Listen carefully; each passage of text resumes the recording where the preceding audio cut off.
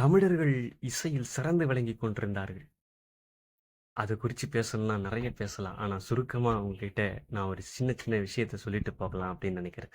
வீணை என்பது 11ஆம் நூற்றாண்டு காலத்தில் தான் வீணை என்கிற கருவி உருவானது என்று சொல்லி எல்லோரும் நினைக்கிறாங்க.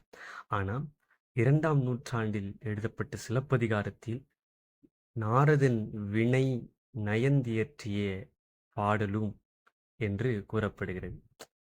அதிலே வீணை என்கிற சொல் வருவதால் 2ஆம் நூற்றாண்டில் கூட அதற்கு முன்பதாக கூட நாம் இதை என்ன பயன்படுத்தப்பட்டிருக்கிறோம் என்பது நமக்கு தெளிவாகிறது.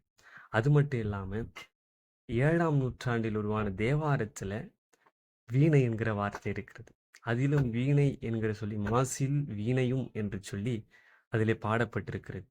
அதே போல குறள் 7 இசை என்று சொல்லி இளங்கோவடிகள் சிலப்பதிகாரத்தில் எழுதுறாங்க. அப்படின்னா வீணையிலும் இசையிலும் தமிழர்கள் சிறந்து விளங்கிக் கொண்டிருந்தார்கள்.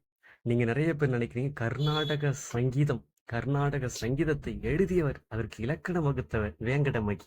அந்த வேங்கடமகி என்பவர் தமிழ்நாட்டில் இருந்தவர். தமிழ்நாட்டில் இருந்து வெளியே போய் இசை அமைத்து அவர்களுக்கு கொடுத்து வருகிறார். அதே போல அதற்கு தெலுங்கு பாடல் பாடி கீர்த்தனை வடிவமைத்தவர் தியாகராயர். இவரும் தமிழர் என்பதை தியாகராசர் இவரும் தமிழர் என்பதை நீங்கள் தெரிந்து கொள்ள வேண்டும். இப்படி தமிழர் வரலாற்றில் இசை இன்றியமையாதது. இதை குறித்து இன்னும் தெளிவாக மற்றொரு காணொளியில் உங்களை சந்திக்கிறேன். நன்றி, வணக்கம்.